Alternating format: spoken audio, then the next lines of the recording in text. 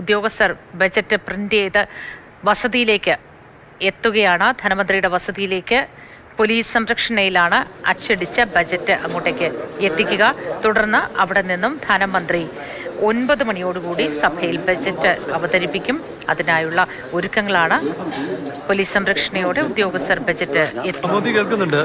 അച്ചടിച്ച ബജറ്റ് പ്രസംഗവുമായി ഇപ്പോൾ ഉദ്യോഗസ്ഥർ ധനമന്ത്രി കെ എൻ ബാലഗോപാലിന്റെ ഔദ്യോഗിക വസതിയിലെത്തിയിരിക്കുന്നു. അച്ചടി വകുപ്പ് ഡയറക്ടർ അമീർ, സർക്കാർ ബസ്സുകളുടെ superintendent Veeran T, deputy superintendent Anas Aliyar എന്നിവരുടെ നേതൃത്വത്തിലാണ് ഉദ്യോഗസ്ഥർ ഇപ്പോൾ മന്ത്രിയുടെ ഔദ്യോഗിക വസതിയായ പൗർണമിയിലേക്ക് എത്തിയിരിക്കുന്നത്. ഏതായാലും ഏവരും പ്രതീക്ഷയോടെ കാത്തിരിക്കുന്ന ബജറ്റ്, കേരളം ഒന്നടങ്കം പ്രതീക്ഷയോടെ കാത്തിരിക്കുന്ന ബജറ്റ്, ഈ ബജറ്റിൽ എന്തൊക്കെയാണ് ധനമന്ത്രി കേരളത്തിനായി കാത്തുവച്ചിരിക്കുന്നത് എന്നത് ഇപ്പോൾ മന്ത്രിയുടെ വസതിയിൽ അച്ചടിച്ച് ബജറ്റ് പ്രസംഗ രൂപത്തിൽ തന്നെ എത്തിയിട്ടുണ്ട്. മന്ത്രി അല്പസമയത്തിനകം തന്നെ പുറത്തേക്ക് വന്ന് ഉദ്യോഗസ്ഥരിൽ നിന്ന് ബജറ്റ് പ്രസംഗം ഏറ്റുവാങ്ങും.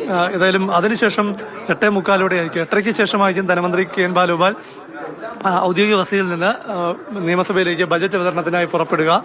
ഏതായാലും വലിയ പ്രതീക്ഷകളാണ് ഇത്തവണത്തെ ബജറ്റിൽ.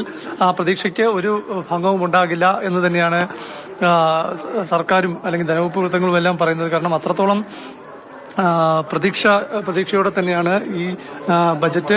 കാരണം ക്ഷേമത്തിനും വികസനത്തിനും ഒരു തരത്തിലും കുറവ് വരുത്താതെ, അതായത് ക്ഷേമവും വികസനവും ഒരുപോലെ മുൻതൂക്കം നൽകിക്കൊണ്ടുള്ള ഒരു ബജറ്റാണ് സർക്കാർ തയ്യാറാക്കിയിരിക്കുന്നത്. അങ്ങനെ വരുമ്പോൾ ഭാരം കുറവുള്ളൊരു ബജറ്റ് തന്നെ ആയിരിക്കും. കാരണം ധനമന്ത്രിയുടെ കഴിഞ്ഞ ദിവസമെല്ലാം നമ്മൾ സംസാരിക്കുമ്പോൾ ജനങ്ങൾക്ക് ഭാരം ഈ അവസാന ബജറ്റിൽ ഉണ്ടാകില്ലല്ലേ എന്ന് ചോദിക്കുമ്പോഴും ഭാരം കുറവായിരിക്കും എന്നതിന്റെ അർത്ഥം തന്നെ ഈ പണം കണ്ടെത്തുന്നതിന് വേണ്ടി, അതായത് ക്ഷേമ വികസന പ്രവർത്തനങ്ങൾക്ക് പണം കണ്ടെത്തുന്നതിന് വലിയ ഭാരം ജനങ്ങൾക്ക് മേൽ അടിച്ചേൽപ്പിക്കാൻ ഉദ്ദേശിക്കുന്നില്ല എന്ന് പറയുമ്പോൾ അത് വെറും പ്രഖ്യാപനങ്ങളായി വ്യാഖ്യാനിക്കാതെ കൃത്യമായ ദിശാബോധത്തിലുള്ളൊരു ബജറ്റാണ് എന്ന് ജനസമക്ഷം അവതരിപ്പിക്കാനും സർക്കാരിന് കഴിയണം. കാരണം അവസാന ബജറ്റ് ആയതുകൊണ്ട് തന്നെ എപ്പോഴും ഇലക്ഷൻ സ്റ്റണ്ടാണ് എന്ന ഒരു വിമർശനം പൊതുവെ പ്രതിപക്ഷത്തിന്റെ ഭാഗത്തുനിന്ന് ഉണ്ടാകാറുണ്ട്.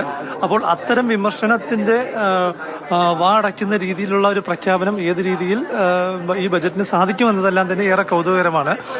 വലിയ നികുതി വർധനകൾക്ക്, നികുതി നിർദ്ദേശങ്ങൾക്ക് സ്കോപ്പ് ഈ അടുത്ത കാലത്തുള്ള ബജറ്റുകൾക്കൊന്നുമില്ല. കാരണം GST ആണ് പ്രധാന നികുതി. ആ നികുതി സംസ്ഥാന ബജറ്റിന്റെ പരിധിയിൽ വരുന്നതുമല്ല. അതുകൊണ്ട് തന്നെ ചില ഫീസുകളിലെല്ലാമുള്ള വർധനയിലൂടെയാണ് പണസമാഹരണം സാധാരണഗതിയിൽ ബജറ്റിൽ കണ്ടെത്തുക. അപ്പോൾ ഇത്തവണ അങ്ങനെയുള്ള പണസമാഹരണം ഉണ്ടാകുമ്പോഴും, ധനസമാഹരണം, വിഭവ സമാഹരണം ഉള്ളപ്പോഴും അതിന് വലിയ ഭാരം ഉണ്ടാകാത്ത മേഖലകൾ കണ്ടെത്തി, അല്ലെങ്കിൽ പൊതുജനത്തെ ആകെ ബാധിക്കാത്ത രീതിയിലുള്ള വിഭവ സമാഹരണം, ധനാഗമ മാർഗങ്ങൾ കണ്ടെത്തുക എന്നതാണ് ഏറ്റവും വലിയ വെല്ലുവിളി. അതെങ്ങനെയാണ് ധനമന്ത്രി നിറവേറ്റിയിരിക്കുന്നതാണ് ഏറ്റവും പ്രധാനം. കാരണം ഈ നിത്യോപയോഗ സാധനങ്ങളെ ബാധിക്കുന്ന രീതിയിലോ അല്ലെങ്കിൽ ജനങ്ങളുടെ പ്രധാനപ്പെട്ട ആവശ്യങ്ങളെ ഒന്നും ബാധിക്കാത്ത രീതിയിലുള്ള ഒരു നികുതി ഇതര മാർഗങ്ങൾ കണ്ടെത്തുക എന്നത് വലിയ വെല്ലുവിളി തന്നെയാണ്. ഏതായാലും ഇപ്പോൾ ധനമന്ത്രി കെ എൻ ബാലഗോപാൽ ഇപ്പോൾ ഉദ്യോഗസ്ഥരിൽ നിന്ന് ഈ അച്ചടിച്ച ബജറ്റ് ഏറ്റുവാങ്ങിയിരിക്കുന്നു. രാവിലെ 6:40 വരെ സർക്കാർ ഗസ്റ്റ് ഹൌസിൽ ഈ ബജറ്റിന്റെ അവസാന പണിപ്പുരയിലായിരുന്നു സർക്കാർ.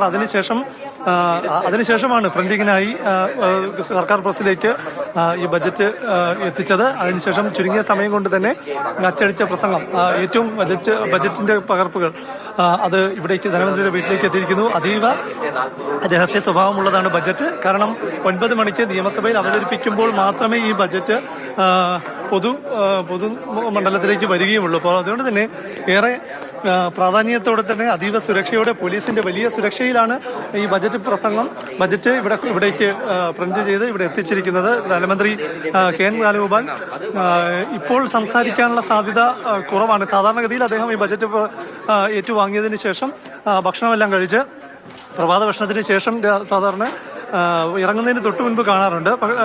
അതിനു മുൻപ് വിശദമായി ഒന്ന് കാണും. കാരണം ബജറ്റ് പ്രസംഗം ഏറ്റുവാങ്ങിയതിന് ശേഷം അദ്ദേഹം എന്താണ് ഈ ബജറ്റിൽ അദ്ദേഹം ഒരുക്കുന്നത് എന്നത് സംബന്ധിച്ച ചില സൂചനകൾ അദ്ദേഹം നൽകാറുണ്ട്. ഇപ്പോൾ ധനമന്ത്രി അത്തരം അഭിപ്രായങ്ങൾ പങ്കുവയ്ക്കുന്നതിനായി ഇപ്പോൾ പുറത്തേക്ക് വരികയാണ്. വലിയ എന്താണ് ബജറ്റിൽ ജനങ്ങൾക്ക് തന്നെ മാധ്യമങ്ങളോട് സംസാരിക്കും. ബജറ്റ് ഏറ്റുവാങ്ങിയ ശേഷം ഉദ്യോഗസ്ഥരാണ് അവിടെ എത്തി ബജറ്റ് കൈമാറിയത്. പതിവായി അതങ്ങനെയാണ്. ഇന്ന് രാവിലെ 6:30-ക്ക് ശേഷമാണ് ഇത് പ്രിന്റിംഗ് ചെയ്തത് പോലും. അപ്പോഴേക്കും അത് പ്രിന്റ് ചെയ്ത് ഉദ്യോഗസ്ഥരുടെ നേതൃത്വത്തിൽ പോലീസ് അകമ്പടിയോടെയാണ് ബഡ്ജറ്റ് എത്തിച്ചത്.